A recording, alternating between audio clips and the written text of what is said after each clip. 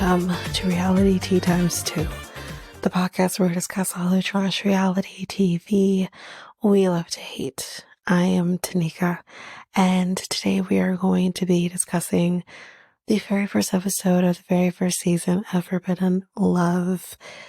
And I am going to give my thoughts on the first episode of this new season or new series, and I'll give my thoughts on that in the beginning so I don't forget. And this, like, each couple, there's a lot to discuss on this first episode. But before we get into that though, let's do some hot goss. So this is Sister Wives related. We haven't really talked about Sister Wives in some time here, but I did kind of want to talk about this just because I think there is a lot of hatred in this world that is absolutely fucking unnecessary. If you don't have a nice thing to say, don't say it at all. But this is with respect to Mary's son, Leon, and apparently she's getting pretty polarizing comments about Leon. So Mary is giving a rare update on her child, Leon. Actually, I know I said son, but I think they actually go non-binary, so apologize for that. Who came out as transgender and queer in 2022. The Sister Wives star opened up about how public opinion impacts Leon, who's 28 now, on the recent episode of the Sarah Fraser show. Mary explained on the podcast that for every positive comment, there's also a negative one. She said, quote, "The commentary that I get about Leon is very polarizing. It's just going to be that way. I always appreciate the support, the comments of support I get, and obviously I don't appreciate the hate that comes at me." She added, "I don't think hate has any purpose or any value." I agree. Mary also shared that Leon likes to have their own life away from the spotlight as much as they can. Of course, we have not seen them in quite some time. So I think since they moved to, was it Chicago they moved to? So I just, good for them, honestly. Still, the TLC star revealed she is very supportive of her child. She said, quote, "When Leon and I have a good relationship, which I'm so happy for, and I don't, well, I added that part, sorry, and I don't talk about them a lot because they want to remain private." When it comes to Leon's future, Mary stayed quiet, joking that she can't speak on any babies potentially joining the family, but she does have 3 granddogs through Leon. She says, "I'm a dog grandma." So that's basically it on that. I think, again, we don't have to understand anything that goes on in someone's life that it is not affecting us.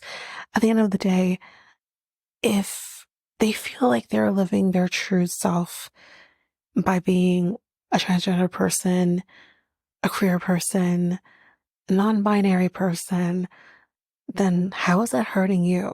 You know what I mean? I can understand that maybe sometimes it's hard to understand, but you don't necessarily have to understand if you don't want to. I mean, I would implore you to try, but if you can't understand, at least just have some respect. Respect does not require understanding or education. I think just generally having respect for people and who they are and who they love is not a very difficult thing to do. But anyways, that's it for that piece of hot goss. Let's move on to the next thing. Now, I haven't really been discussing as of late with respect to the upcoming Love is Blind UK season. Of course, I did talk about it initially when there was talks about it, that the season was happening. We were, told who the hosts were going to be. But of course, I'm going to be covering this. That's coming out in sometime in August. I haven't had a chance to watch the trailer. At this point, I'm just taking the stance of, I'll see it when I see it. But of course, I am covering that. But we do find out who the casts are. So let's kind of get into the cast. And of course, I am going to share these pictures in case for anyone who hasn't had a chance to watch the trailer. or anything like that, you can at least see the pictures here that I have of them. So let's get into it. So we have Aaron, who is 33, from Milton Keynes, I think, and he's a chicken restaurateur. We have Benaya, I believe is how you say his name, who's also 33, from Preston, and he's a structural landscaper. We have Bobby, who's 33, from Staffordshire, who is a luxury shopping guide. That's a new one. We have Catherine, who's 29, from Jersey, and she is a dental nurse. We have Charlie, who is 34, from Hertfordshire, and he is a gym general manager. We have Connor, who's 31, from Dublin, and he is a health food business owner. And his fucking hashtag, it looks like Gryffindor. It's Gryffindor. It's literally Gryffindor. Jesus fucking Christ. Griffin spelled Griffin, door Door. What the fuck? I mean, I love it because I'm a Harry Potter fan, but jeez. Anyways, we have Demi, who's 30, who is from London, and she's a safeguarding and attendance manager. We have Ella, who's 27, from Derbyshire, and she is a social worker. We have Elle, who's 27, from London. She's a graphic designer. We have Freddie, who's 32, from Bolton, and he is a funeral director. That should be interesting. We have Jake, who's 32, from, I'm going to butcher this, Leicestershire. I think I got it, from who's a civil engineer. We have Jasmine, 29, from London, and she is a mental health nurse. Love it. We have Joannes, I think is how you say his name.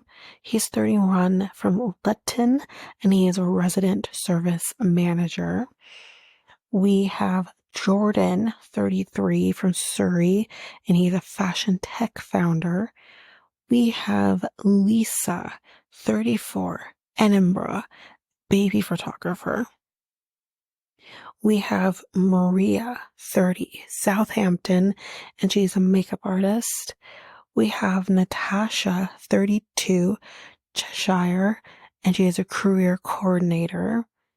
We have Nicole, 29, from Surrey, and she is head of brand and marketing. We have Olivia, 28, London, and she's a creative project director. We have Ollie, 32. He's cute, y'all, from London, and he's in software sales. We have Paya, I think it's Paya. She's 37, from Berkshire, and she is a procurement manager. We have Ria, 34, also from London, and she is a commercial contracts manager. We have Richie, 30, from Gloucestershire. He is a sports turf maintenance director. We have Ryan, 31, Edinburgh, and he is a techno DJ and cellist. Or cellist. I'm an idiot. He's a cellist, y'all. We have Sabrina, 35, from Belfast, and she is a director of marketing and communications. We have Sam, 31, London, product design manager. We have Charlotte with an S. She's 35, London, and is a global communications director. We have Shirley, 27, also London, and she's a junior doctor. We have Stephen, 37. He is from London, and he is a gym owner. That's new. Not just a trainer, y'all. He's an owner of the whole gym. We have Tom, not that, who's 38, from London, and he's in PR and advertising consultant. And that's basically everybody. So yes, I will have these pictures out to you after this episode has aired so you can take a look at our cast. And of course, like I said, I am obviously going to be recapping. It's going to be in August. I'm very excited for this. I'm very excited. So, but that's basically it on the Hog Goss. So before we get into the episode, I just want to give my thoughts so far on this season for this new series. This is definitely going to be an interesting series. I'm actually really looking forward to seeing the Muslim girl and the Protestant preacher's son guy. I think she's going to be fucking hilarious. So I'm definitely here for this, but we definitely have some interesting characters touched with a little bit of racism. So this is going to be really interesting. And I do have to wonder, am I crazy? Is Amish so much of a religion as it's more of a lifestyle? Like, I feel, I don't know, maybe I'm incorrect, but it's just, I'm not used to seeing an Amish storyline outside of Breaking Amish, which there's usually a lot of Amish people in that anymore. Well, there usually is, but yeah, this is definitely going to be an interesting series. This is kind of my initial thoughts on the show, but let's get into it because we're going to be here for a bit. So I'm probably going to do one couple on their own and then take a break, and then we'll do the other two just because we have spent quite a bit of time talking about the upcoming Love is Blind season, and I kind of want to make sure we take a break in there and we can. So let's get into it. So Forbidden Love season 1, episode 1. I do anything for love, but I won't do that. All right, let's get into it. So we have Lindsay, she's 34, and Elmer, who's 23, y'all. And this is our English and Amish couple. First of all, when I saw their ages, their age difference, like there's 9 years between them, I'm just like, I mean, 9 years in a normal situation where you have people from quote unquote the English world, I'm not as concerned, although I am still a little bit concerned if he's 23, but I wouldn't be as concerned.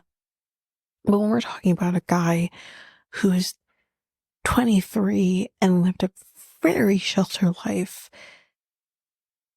I don't know, man. So I'm going to give my thoughts as we go along here because, whoa. So let's get into it. So we basically see Lindsay flossing his teeth because he doesn't fucking know how to floss his own teeth. He says he can't get his fingers all the way into his mouth, which I feel like there's a way to fix that by just putting it in your mouth. He also doesn't really know how to brush his teeth, generally speaking, as well, which I'm not really surprised by because, again, for anyone who's kind of been watching, Return to Amish, Breaking Amish, the show that's been around for a really long time now, actually, come to think of it. It's been a bit. Obviously it takes breaks for like 3 years and then it comes back. We were probably expecting Breaking Amish in about 2 years. But if you've watched that show on the same network, you kind of have learned a few things from the Amish lifestyle. A couple of things are going to get brought up in this. And one of those things being oral hygiene not being where it needs to be, to the point where, due to the lack of oral hygiene, you tend to have Amish people with teeth rotting, and it's not a great situation. We had that with Rebecca, who was a part of Return to Amish. All these years are a part of Breaking Amish Breaking Amish, she was a part of. Return to Amish, she wasn't. Her and Abe. And she literally, for those who remember, had to have her entire fucking teeth extracted. And then she had to get implants because her teeth rotting. There was barely any to discuss of prior to that procedure due to the lack of oral hygiene. So I am not surprised by any stretch of the imagination that this guy does not know how to keep proper hygiene, or in this case, proper oral hygiene, because they're clearly not teaching them to brush their fucking teeth. I don't care what you need to brush your fucking teeth with. If you don't want to use Colgate or Crest, that's fine. I hear you if that's not your thing to do. But then go out there and create your own fucking toothpaste. There's people in the quote unquote English world who do that right now. You don't have Pinterest. Okay, fine. Create a recipe. I don't know what to say. Use lye. I know lye is usually for soap, but you do what you need to do to create fucking toothpaste and then create proper hygiene. Flossing, take a strand of a cow's tail and use that as floss. I don't know what to say. Like, mouthwash, forget it. But, you know, at least you could do the basic stuff. And it's just like, this is so bad watching this. It actually kind of hurts my soul for the amount of people, particularly Amish people, who just barely have oral hygiene. Anyway. So, he also tends to forget to put deodorant on as well, which apparently he really doesn't really need. So anyway, he puts it on in the kitchen, which actually drove me a little bonkers. Why was his deodorant just sitting there in the kitchen? But anyways, he also apparently, she says, like, there are certain things with being with an Amish guy that you don't realize they kind of just take for granted. For example, he'll forget to flush the toilet, Gino style. He doesn't have proper, Jesus Christ, trigger warning for just gross. He doesn't have the proper foreskin hygiene, and I about barfed. Now, she says, which I don't think this is particularly just Amish men. I've been with plenty of men who are not circumcised, but she does have to point out that Amish men are not circumcised, whatever. But then the problem is that you're not having someone talk about proper foreskin hygiene. And when she said this, like I said, about barfed, because I don't need to fucking hear this shit. Listen, if you haven't smelled, which, don't start now, okay? I'm gonna get gross here, so if you don't want to hear this, skip ahead give me 15, 20 seconds. Sorry now. If you haven't smelt a man's uncleaned foreskin, it is by far the worst smelling thing I think I have ever witnessed in my entire life, and I have. It's disgusting. And here's a tip, ladies. We're safe. Here's a tip, ladies and gents.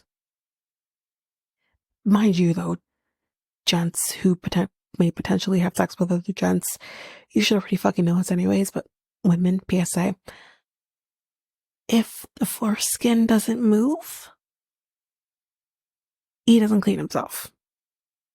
If he gets hard and you're second guessing whether or not he is circumcised or uncircumcised, chances are he's uncircumcised, and that is great proof to show you that he cleans himself properly. But if that shit don't move, don't touch him. Don't fucking touch him. Because that man does not pull that shit back to clean underneath the foreskin. No, this is something they should be doing as kids. Okay? I know my mom would do this with my brother and he hated it. It would be uncomfortable for him. He would cry because it just was something he just didn't do initially. But from fairly young, say 7, maybe 6 or 7, my mom would do that. It's very important. This is something that should be going on as children. And if it's not happening as children, then it's like it's molds to your dick. It's the weirdest thing. But anyway, she says that he doesn't have proper foreskin hygiene, and I'm sorry, I could not have sex with somebody long term with that knowledge. I have never, ever smell the horrible odor like that on my man. Like, because Lord knows, I don't think I could have sex with him on a regular basis. I don't, nope, nope. But anyways, let's move past this. He says that he was a good little Amish boy until he met her. So we're kind of getting the backstory with how they met. So he was actually working for his brother who had a roofing company, I guess. And they apparently were going to be working on her roof, and his brother, sorry, kind of warned him, we're going to be working for this pretty lady. And apparently he kind of just knocked on the front door, and when she opened the door, he was like, whoa.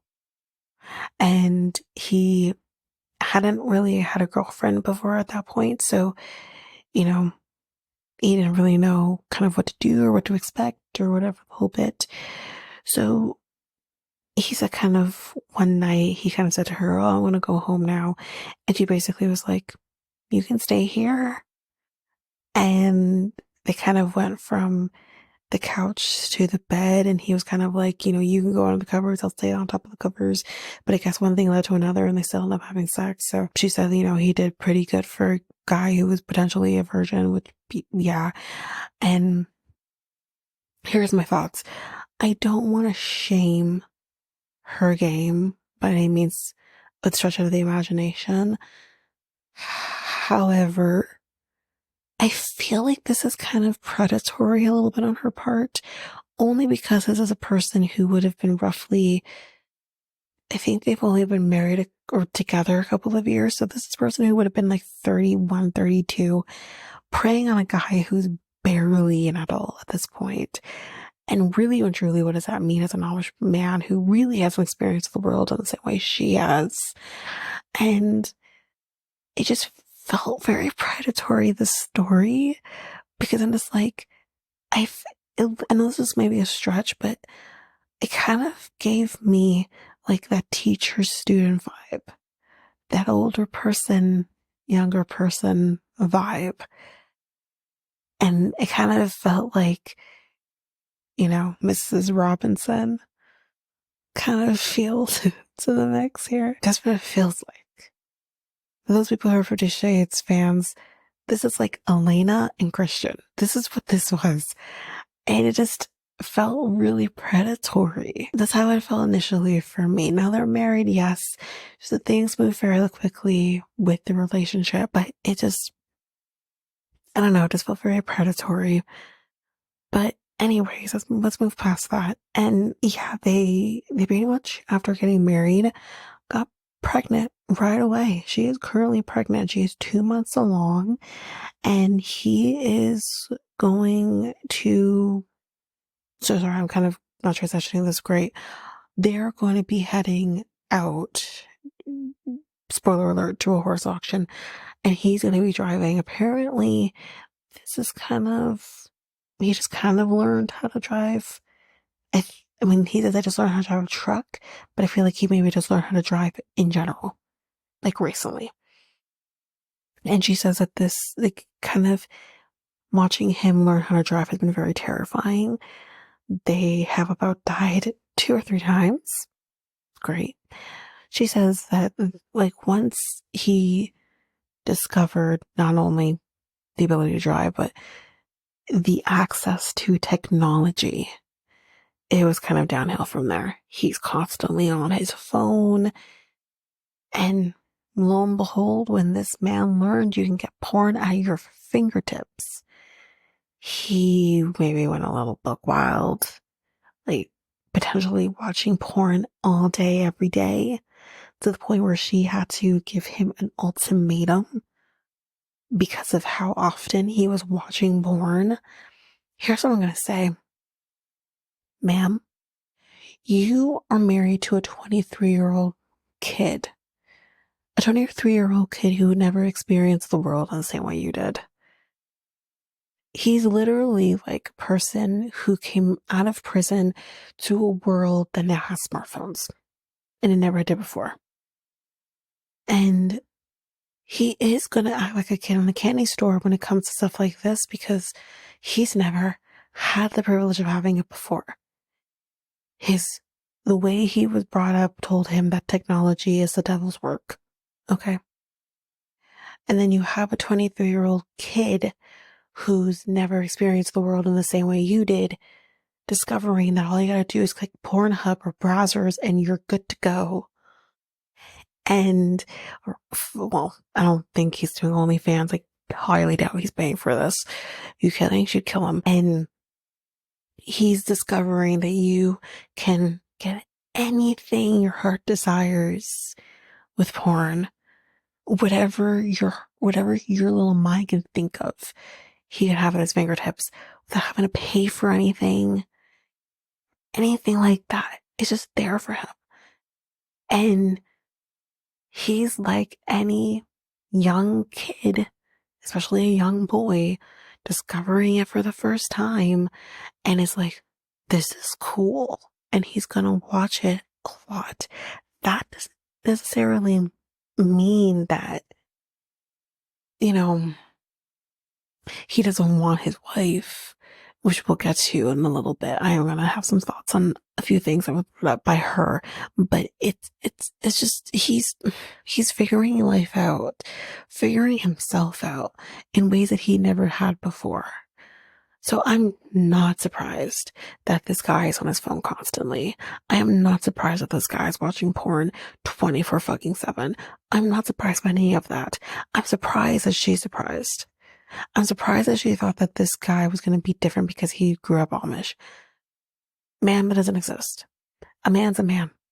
A man who has a dick between his legs, no matter how he was brought up, is, at the end of the day, a man. I find it laughable that she thought he would be different. But anyways, let's move on.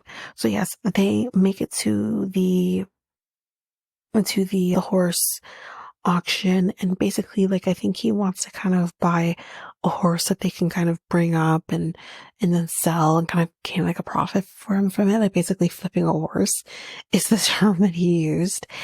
But the thing is about horse auctions is that it's very heavily attended by Amish people, in particular his fucking family, because due to him being shunned.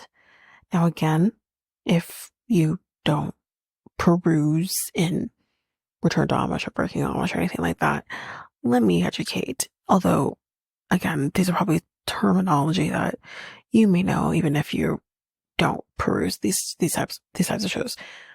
When you do anything that is outside what is acceptable as an Amish person, that your bishop deems that's a fucking no for me, dog. For example, marrying an English girl is an absolute no-no. Owning a cell phone, no. Having a driver's license, no. Owning a car, no. All of those things are a fucking no. You better not have premarital sex, you're screwed. You better not get a fucking divorce, you're screwed then too. Your husband cheats on you, it's your fault. This is the kind of shit that happens in the Amish community. So because he married an English woman, he's been officially shunned, and that shunning has happened from the higher up, which would be the bishop.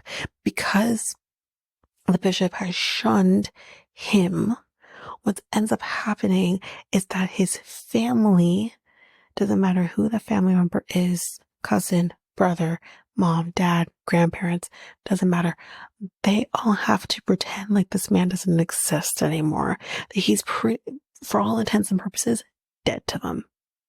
And if they engage with him, what ends up happening is that the bishop is going to then either punish them or penalize them for talking to a person who's no longer a part of the community, or could potentially shun them as well. This is the reality of being an Amish person. And I don't know what kind of, if he's like, there's like regular old Amish people, and then there's like old order Amish as well. I think that's the right term to use. So it's just, he obviously is upset, understandably, that his family is ignoring him. She's upset for him that the family is ignoring him. But I am not surprised, as a person who has watched all of these types of shows, hear all the shit that happens. It's fucking sad. And this is what happens. And this is why it happens. Like, again, I'm going to go there a little bit. Like when Jeremiah, went English, when he first of all was adopted into the Amish lifestyle or the Amish community, his adoptive parents pretended he doesn't exist anymore. To hell with him, right?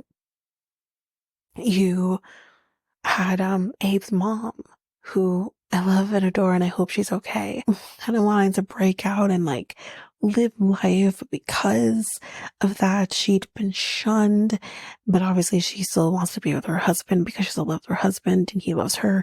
He was being penalized for her actions and the fact you can't control your woman and all of this, and not potentially being able to have a good relationship with, like, practically none of their children remained Amish. I think maybe 2 or 3. I know there was one that potentially wanted to come out of the Amish lifestyle, but I think she went back in. But this is what happens, and it's fucking ridiculous.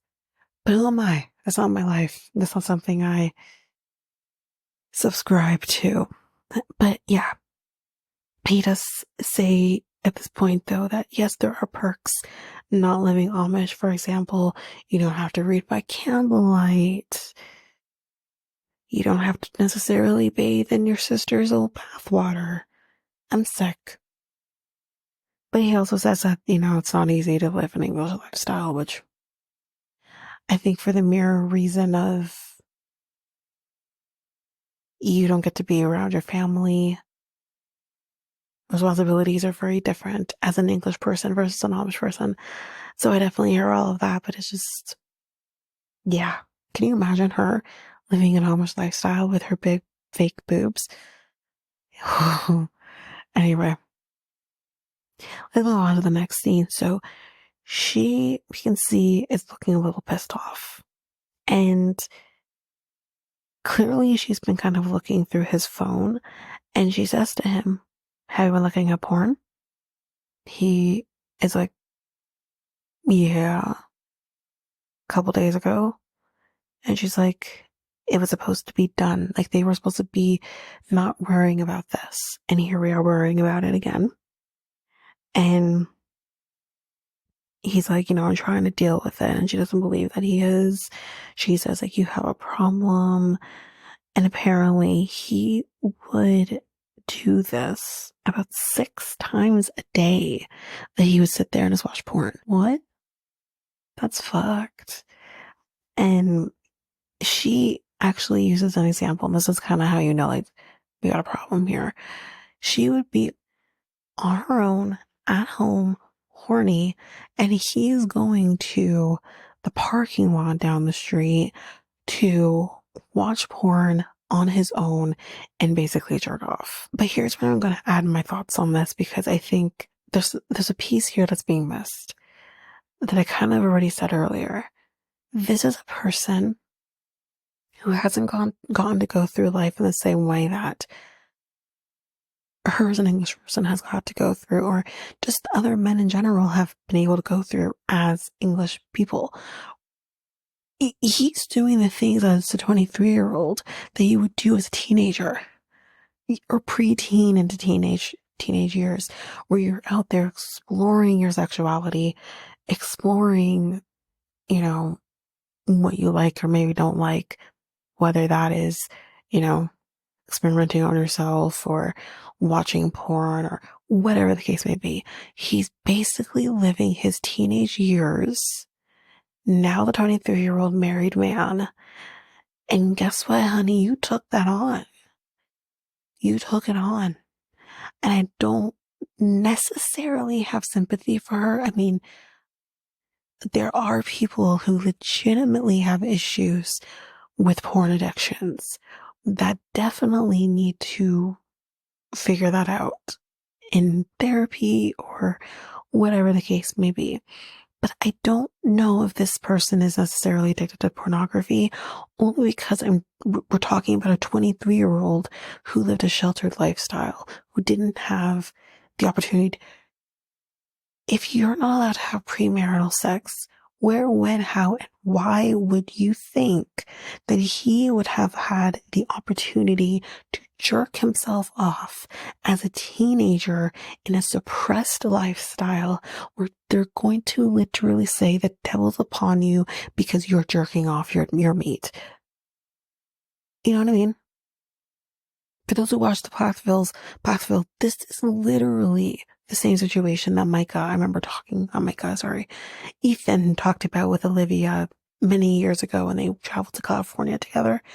And he mentioned I don't remember necessarily exactly what happened, but I believe he ended up I don't know if he jerked off in church or he got turned on by someone at church or something like that. But you were literally, I remember him saying you were literally told that is wrong, that it's wrong to do that. Although it may not feel wrong in the moment, but you're literally being told that it's wrong. So where in the world does she think this is abnormal behavior? Yeah. We then kind of take a left turn with this by her kind of asking him, prior to him asking this, she's like, what is it for you? Why do you, what's porn giving you that I'm not? Is it big boobs? Because I have big boobs. Yeah, but she, actually, I kind of was going ahead here because I completely forgot about this. She literally says to him, I don't care what the reason could be, because porn, at the end of the day, will lead to cheating. It's a fact. You're basically rewiring your brain to be used to your hand. That a vagina no longer feels normal to you anymore. What? I actually want to know, is this factual? Do you factually, okay. We're going to take a quick moment. You're not going to know the difference. I want to search this. I want to know how factual this is, or if she's just putting this out here into the ether. So I have an article here that I'm kind of going to skim through with everybody to kind of understand this. So this article is by Varsity, I believe. So here's what they say. While pornography comes with the promise of satisfaction, the effects that regular use has on the structural and behavioral elements of the brain are anything but satisfying. One of the long-term impacts of seeking out these services is in effect a rewiring of the brain. So yeah, there's the addiction aspect. So basically, a look into the neurobiology of addiction shows the natural behaviors such as sex and eating have evolved to activate the dopamine reward system because they are necessary for survival from an evolutionary standpoint. While this is an important adaptation, pornography addiction takes advantage of it in a significant way, though there may be differences in the way the reward system is activated. As with drugs or alcohol, an individual's tolerance to any dopamine-inducing stimulus can increase if they are continually exposed to it. In terms of porn, this means that regular viewers become more disconnected from reality, relying on videos rather than actively participating in partnered sexual activity. This struggle to have meaningful relationships is harrowing, especially when a multi-billion-dollar industry lies behind all your choices. In more physically evident capacity, some research has strongly linked increased rates of erectile dysfunction and lowered libidos to pornography use, though porn is certainly not the only piece of the puzzle. In younger adults, rates of erectile dysfunction are currently much higher than they should be, and evidence suggests that porn may be a contributing factor. So let's do this last little piece here. Porn and the brain. That was a show. Anyway, do you remember how old you were when the first time you came across porn online? Was it maybe younger than you'd like to admit? Yeah. If so, you're not alone. The age at which people begin to view pornographic content has unofficially decreased over the years. At a time when the mind is still malleable and feeble, excessive consumption of something like porn hardly has benefits. Plasticity, the brain's ability to adapt based on experiences is more prevalent in younger adults. While this is a useful trait, it's concerning when applied to the idea of teenagers and young adults watching porn, as this is an experience that may take advantage of neuroplasticity. Is there hope for those who are negatively afflicted? Some reports have shown that sexual function can improve again once porn viewing is decreased, but there is still much to learn about the effects that the porn industry has on the human mind. While some of this may be speculative, it still offers something to think about. The supposed freedom that comes from the ability to view adult entertainment appears to be affecting us in a negative way. Instead of freeing us, it may be suppressing us. So this is interesting. This is definitely an interesting read. However, it's not maybe set in stone yet. I do believe like it can go too far, but I think this is something that as you get older, as you experience life a little, through natural means, not natural means, but normal to us means, then these are things that can be combated. But again, I'm still not surprised by any of it, but this was definitely an interesting read. But let's get back to the episode. So this is where she kind of takes the turn a little bit and was like, what? She asks him, have you had any weird thoughts about a horse's butt? What? Where is this coming from? But he does say, interestingly, says, no. And I'm like, I don't know if I believe you. But she then asks, do you know anyone who did animals? Which, again, I don't know what this has to do with her because it's not him doing it. So he says, but what does that matter? But he says, yeah, I do not at all believe that this man has not had sex with an animal. He definitely has had sex with an animal. Just the way he answered, it was so weird. But, she says like, this is your kind of last chance. If you don't change, I will divorce you over this. Like, she's not hesitating. She will divorce him over watching too much porn. But anyways, that is the very long explanation of, I don't remember their names, Elmer and what's her face. So let's take a break here. And then when we come back, we will finish with the last two couples. Hi, everyone. I have a new song for you to take a listen to. This song is by Matt Kilgore, and the single is called Life on the Run. This single I got from the PodSafe Music Directory on the World Podcast Network. If you like the song and want to listen to it or download it for yourself, you can go down to the show notes where there are links to the song as well as the link to the PodSafe Music Directory. So without further ado, I am going to play that song for you now.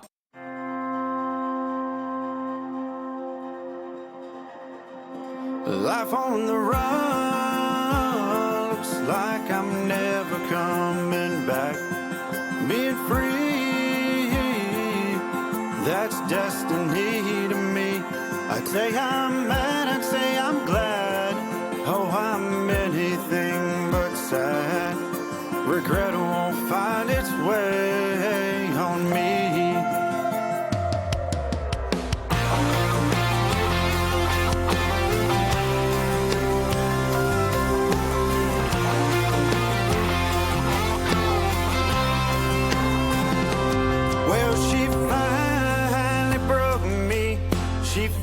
Drove me crazy.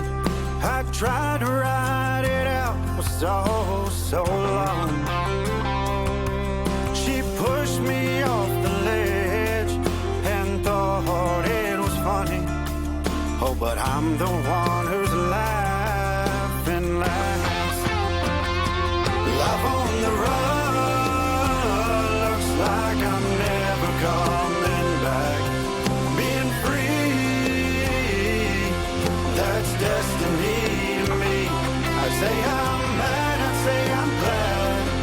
Oh, I'm anything but sad.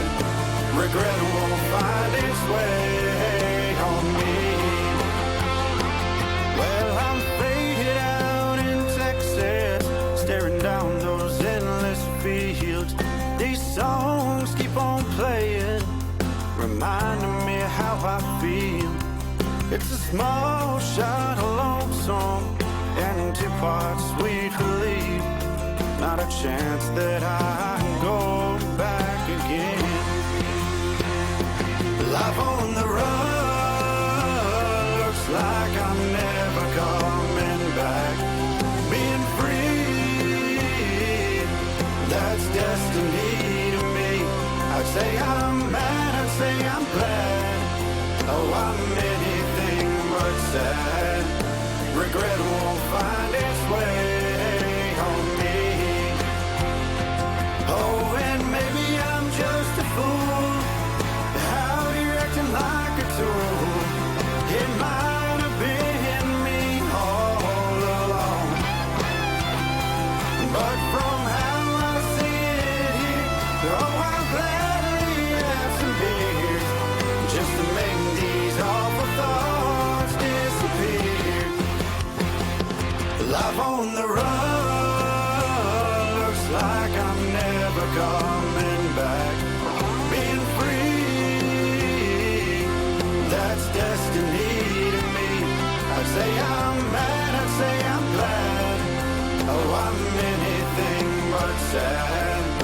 Regret won't find its way on me.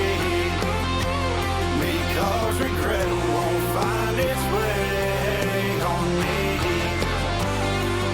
Oh, regret won't find its way on me.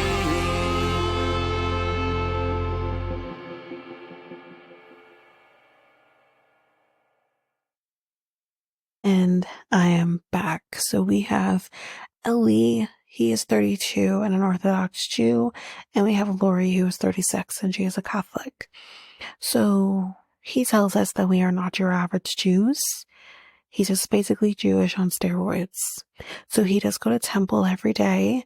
He prays 3 times a day, and he also kind of does the washing of the hands. I kind of didn't catch the proper term, but he basically says, like, if you are right-handed, you'd have to wash your hands right, left, right. And if you're left-handed, left, right, left. So you basically, when you do prayer, put these 2 boxes on you while praying. One's on your head. I believe the other one was on his arm. And he basically says that the boxes contain like these scriptures from their Bible. But he says it's very difficult to kind of maintain your praying and everything. He definitely learned that the most important thing in his religion was to marry a Jewish girl. That marrying anybody outside of your religion is an absolute fuck no. My words, not his. And he says, yeah, but sometimes the Jewish guy falls in love with the Italian Catholic girl. So then we meet Lori. She tells us that she was raised in Boston. She was raised Catholic, and she says that she would pray every day to God. She was very religious. They would attend a church every week kind of thing. Then her dad passed away when she was 10 years old. And it was kind of at that point, because she was daddy's little girl, she really seemed to suffer with the passing of him. And she definitely rebelled because of it. She ended up hating God, because how could God take her father away from her? She stopped going to church, and she kind of coped with alcohol. She would drink every day, and it got to the point where, I mean, she was straight up an alcoholic. It clearly ruled her life, and because of that, she lost jobs, she lost friends. She ultimately hit rock bottom. And we find out that both of them actually met each other in AA. I mean, it happens. And he said that he used to be, again, not so much in his religion either. He would get drunk. He has tattoos. I guess he just kind of knew he needed to get help. So he probably started attending AA. I have a sneaking suspicion that him being more involved in his religion is also his way of coping with the addiction as well, which I guess, I mean, to choose one or the other, I would probably choose religion as well, but he definitely needs to be replacing one addiction with potentially another one. We don't know enough yet, so we'll get to it. But yeah, he kind of just noticed when he met her for the first time that she's probably one of the only women who's shorter than he is, because she says, yeah, he's about 5 feet. He's like, I'm 5'4". So he's a short king. Let me tell you, I definitely prefer tall guys. I tend to, you least for me need to be about 5'8", 5'9". My boyfriend is over 6 feet tall, so I'm happy. But I would never usually give, not this, maybe just me, but I think for me, I have suffered all through life having to use stools and everything. I at least want a guy who doesn't need to use a stool and can reach top shelf. That's all I ask. But nonetheless, he's hot. He's hot. He would make me rethink all those choices. Like, he's ridiculously attractive. She says when she first started dating him, she had no clue he was Jewish, because she said he had tattoos. Jewish guys don't have tattoos. You know what? I haven't seen a lot of Jewish people in my life physically, and I don't recall them having, the ones I did, me again. I work in the legal industry where there are a lot of Jewish people in my industry, but come to think of it, I don't think I have seen Jewish people with tattoos. I think the only Jewish person that I can literally think of the top of my head right now is Adam Levine, because he's Jewish, I believe, right? Yeah. Adam Levine is Jewish. I'm not incorrect with that, right? But if I'm correct with that, Adam Levine is Jewish. He has tats. He has tattoos. You know what I mean? Anyways, so yeah, I think he's the only one that I can think of. So I never really gave thought to Jewish guys can have tattoos. I mean, I think that's not necessarily just a Jewish thing. I think that's like an all religion thing, that you don't mark up your body in that way, like, because your body's a temple type situation. So like, I would never think. But anyways, she didn't know that he was Jewish for about 6 months of their relationship, y'all. She thought it was weird that she hadn't met his parents, but it turns out he would actually talk to his parents about his relationship with her, and they basically said to him, like, it's never gonna work. She's not Jewish, so it's not gonna work. And he basically went to her and said, listen, the only way that this is gonna work between us long term is if you convert. At first, she's like, absolutely fucking not. I am not converting. Take me as I am type situation. But she's kind of started to think, well, I do want to marry him. I do want to have kids with him.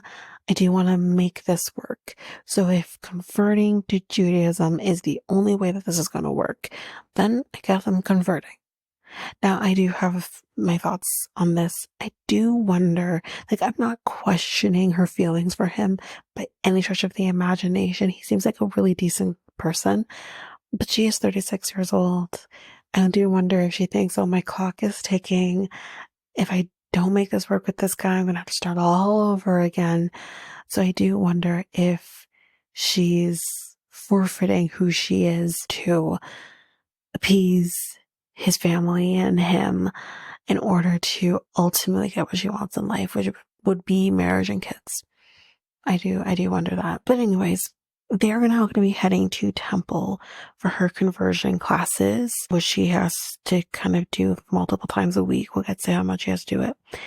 She says, she has a lot to kind of learn. He says that she has to keep a kosher kitchen, that she has to dress modestly. And she says that she has always kind of been a rebel, but now she is converting to one of the strictest religions ever. And we also kind of learn from her as well that once you get married, you actually have to cover your hair with a wig. This is interesting. I'm actually really curious as to why you do. I might search that up in a minute as well. Give me a second. Because I'm actually really interested, but it reminded me, there's a lot of parallels between Orthodox Judaism and Islam. The fact that you have to cover your hair, you have to dress modestly, you have to pray multiple times a day, you have to go to temple or mosque as much as you possibly can. You have to all these different things, and there's also very much parallels between how women are treated once on their period, which I'll get to in a second because it is brought up. So there's so many different parallels between these two religions that I never knew before. It's actually fucking fascinating. But I'm gonna do a search here as to why Orthodox Jews women have to cover their hair with a wig after getting married. Pause for a second, please. So I'm pretty sure that my phone is listening to me because the very first Google search is, why do Orthodox Jews cover their hair? So basically what I can see here, I'm going to try to read a couple different things here. Historically, head covering was considered a form of dignity for a woman, and to have one's head covering removed was a source of humiliation. Why do Jews cover their hair? Covering one's head, such as by wearing a kippah. Well, no, that's not quite what I'm looking for. Why do women cover their hair after marriage? So yes, the purpose of covering the hair is to be more modest. Hair is seen as a sign of sensuality in the Jewish community. This is why it is primarily married women who do this. In some cases, unmarried women may also wear a wig during a special occasion or when worshiping to avoid being a distraction. That's why. So I find that really, really interesting. I never knew this before. Again, just fascinating. Again, very similar to Muslim people. The only difference is they use a wig. So it's interesting, fascinating. Anyways, so she also then mentions here too that when one is on their period, she is literally not even, I mean, maybe I got this wrong, maybe I'm over exaggerating this, but she says like you literally cannot be in the same room with your husband. You can't exchange the same things back and forth together because you're seen as impure when you're on your period. So sex, fucking forget it. You're not having sex at all. And for you to be able to have sex again after your period's been done, you do get quote unquote pure again after having your period. You have to go through a ritual mafia, I believe is what it's called, which is the ritual bath you have to do every month after your period in order to be fucking touched by your husband. Forget it. You know what I mean? I hate this. And this is very similar to the Muslim faith as well.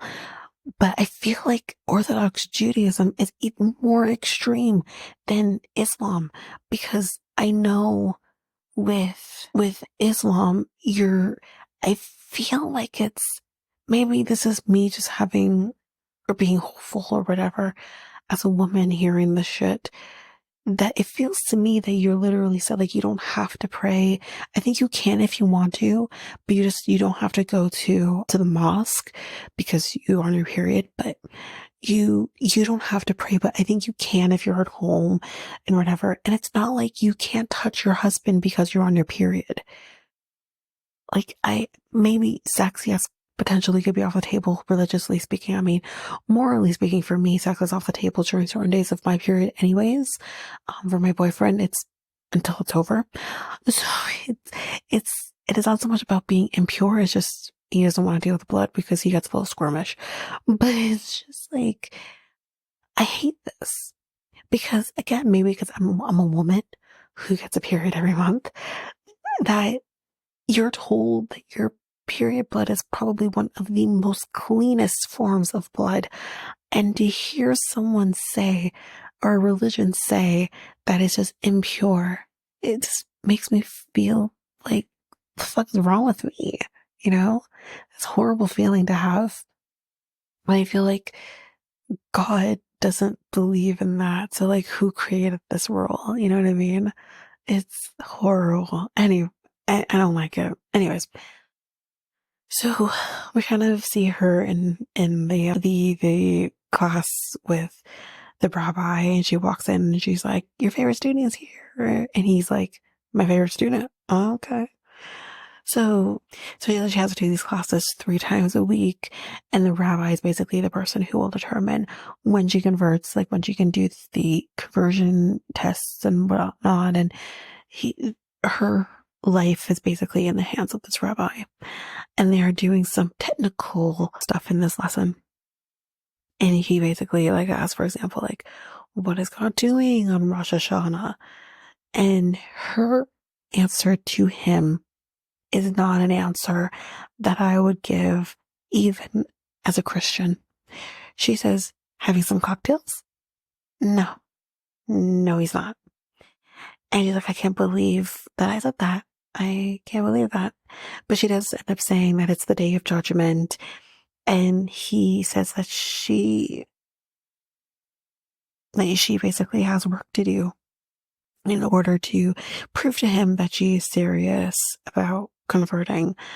And we gotta find out here, like, one of the things about dressing modestly in their eyes is you can't even wear fucking jeans.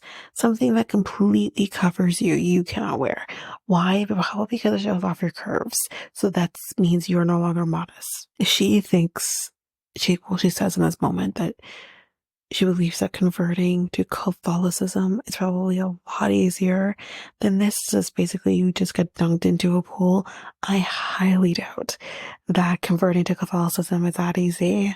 It's not that easy. It's really not. Nothing is that easy in Catholicism. Nothing. But anyways, but the rabbi says that basically it is his job to discourage her to convert, because being Jewish is not easy. You know, it's just not. So, like, basically, are you sure? She's sure because she wants that ring and she wants them babies. Anyways, that's basically it for Eli and Lori. Let's move on to the final couple of the episode, and that is Ashley, who's 31 and she is a Catholic, and we have Muhammad, who is 30 and a Muslim. So she is from Jefferson City, Missouri, or whatever, which she describes as the whitest and the most Bible thumping place in all of the states. So yeah. She just has to imagine the shock when she ended up marrying a Muslim man. She basically explains that they met on a dating app. After 2 to 3 months of them talking, she went to go see him. He lives in Rochester.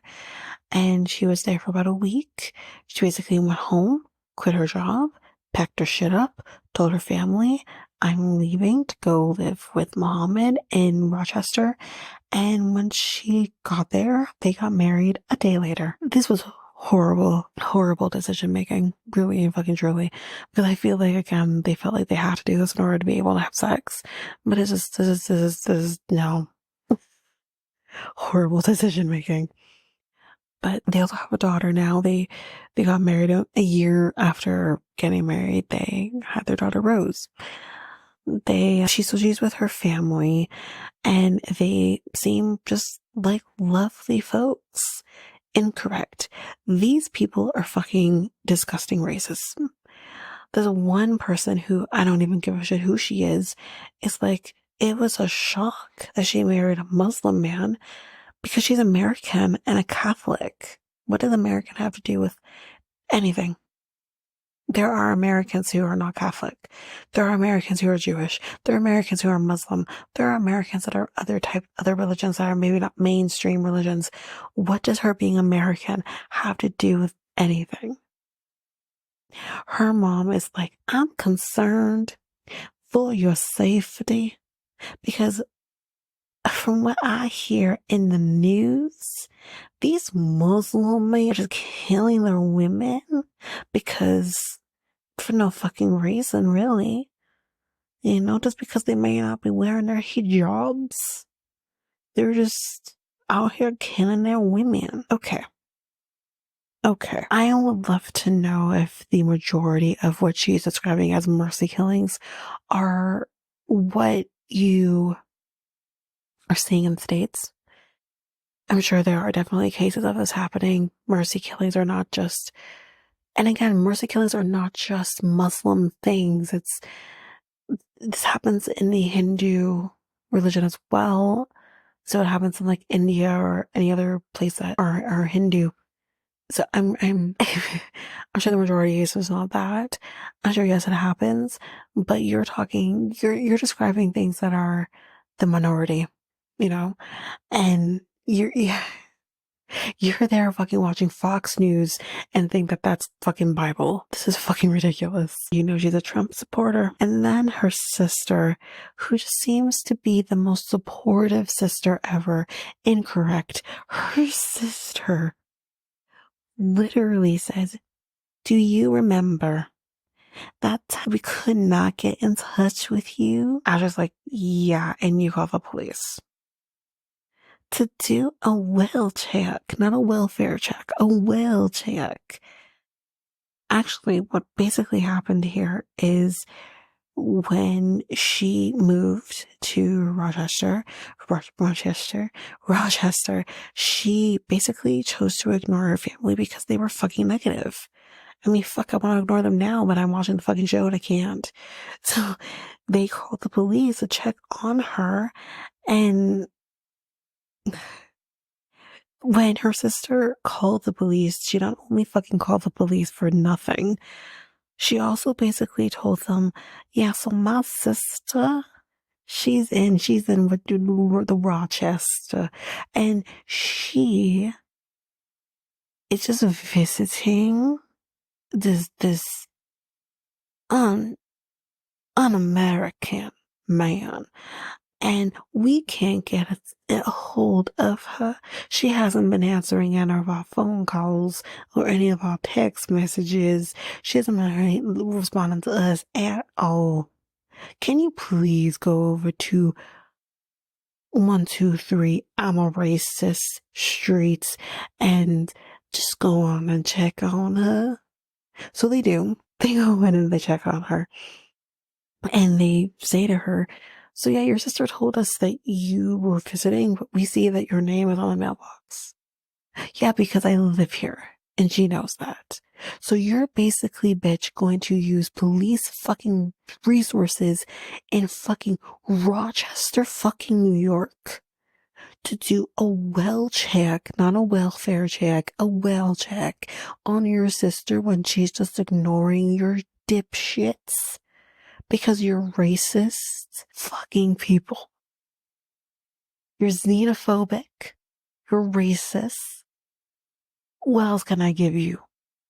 You're just the scum. I'm going to say something. I'm not overly religious, but again, religion, I grew up recognizing a religion in my life and I have my belief system, but I believe my God doesn't judge people who don't believe in who I believe in. He loves you no matter what. Because in the end of the day, one of the very most important lines I ever learned as a person on this planet, and I learned this at 16 years old when I learned world religion. I was told that all paths lead to God. Doesn't matter who your God is. It could be Jesus. It could be Allah. It could be whatever it could be. It doesn't fucking matter. Because all paths at the end of the day lead to God. So these Bible thumping, country bumpkin people can kiss my ass. And her sister in particular needs to lay off of the Fox fucking News and maybe stop listening to the QAnon people and literally think before she opens her big, disgusting mouth and call this man a terrorist. You piece of shit. You are gonna call him, who seems quite lovely for the most part, a terrorist. Why? Because he worships a religion you don't understand? Because of extremists that they don't even fucking recognize themselves? Ma'am, reality check. We have people in our religion who are also extremists. May I point you to Jim Jones? May I direct you to Tony Alamo? May I direct you to the Branch Davidians? There are many extremists in our religion as well.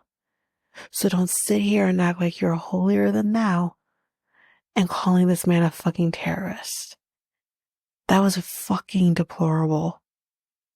We know who they're voting for. Are you kidding?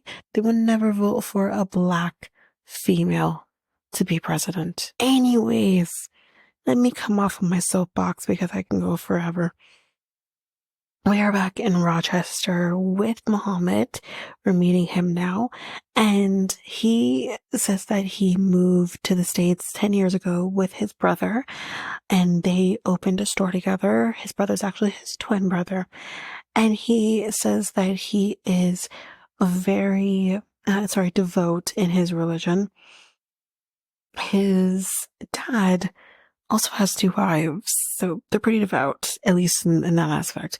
But he said like he loves his religion, he's proud to be a Muslim and that as well. But he does say that, listen, if I could afford another wife, if I had the fucking money, I would definitely have a second wife.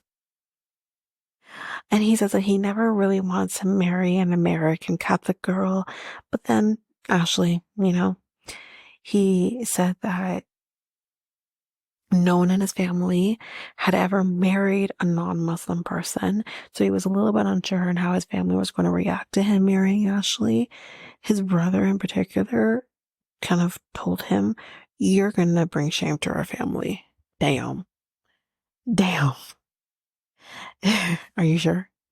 Maybe not sure. But yeah, his brother also said, he says that him and his brother and Ashley do not get along by any stretch of the imagination. He basically says one time, which I think like we're gonna get like 2 somewhat different stories from each of Muhammad and Ashley on this what happened here, but basically he tells us that his brother, whose name I didn't catch, basically locked Ashley out of her own fucking home apparently, and locked her out of the home, and for which she ended up proceeding to break his PS5, broke his TV, and that's extreme. His brother basically says like, I don't even understand why he loves her. She's not Muslim. Even if she were Muslim, she'd still be fucking crazy. Like, he is salty about the PS5. And it's the thing, if it's a PS5 that she broke, does she not understand the absolute torture that it took for people to purchase a PS5? I remember we tried to purchase a PS5 for my brother initially when the thing came out. It was not going to happen. It was just not going to fucking happen. He did not get a PS5 until 2 years ago, I believe. So, like, that just goes to fucking show. So if she broke his PS5, that is so sad. I'm so sorry for him and his loss. I really am. But Muhammad does mention here that apparently she kind of did make kind of a promise to convert to Islam, but it has been 3 years since they got married and she has yet to convert. So now it's their anniversary. She is back in Rochester and she feels that she has to kind of bridge this gap between her family and him. And she's going to be deciding to wear I think it's a bia I wrote it down and I can't even see what I wrote. But basically, it is a long dress and a hijab. And she's going to be kind of doing this basically, let's be very real here, tit for tat.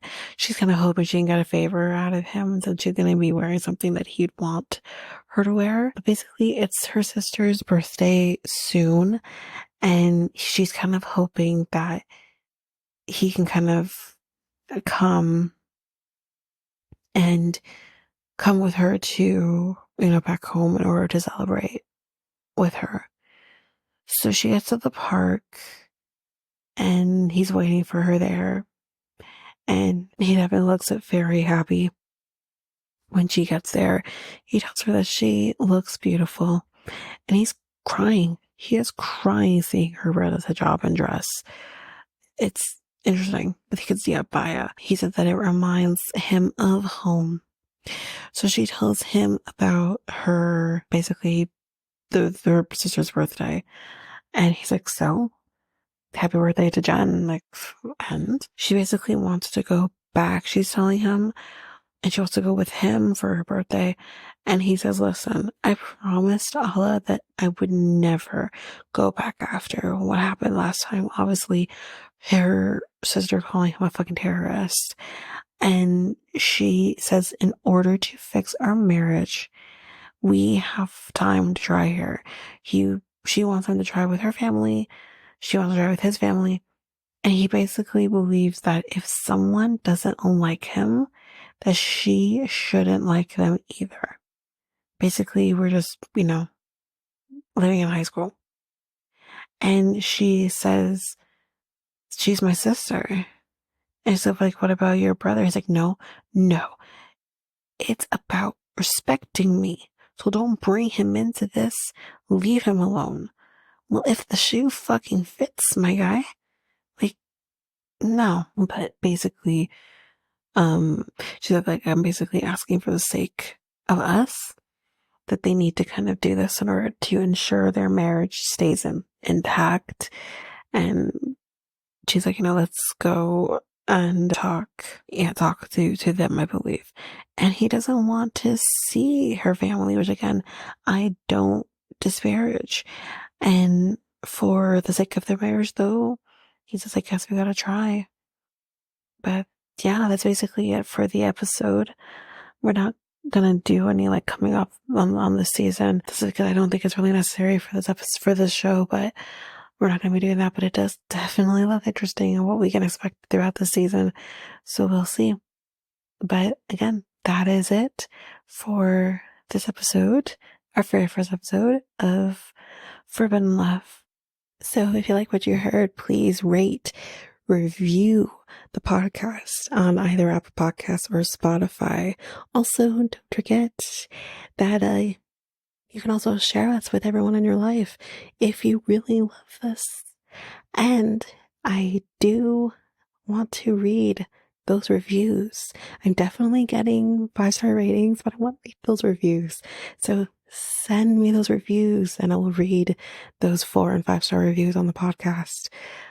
Also, we're on every one of your favorite podcast apps. Every one of them, including, you can find us on YouTube at Reality Tea Times 2. If you want to connect with us, you can do so by going to either Facebook or Instagram at Reality Tea Times 2.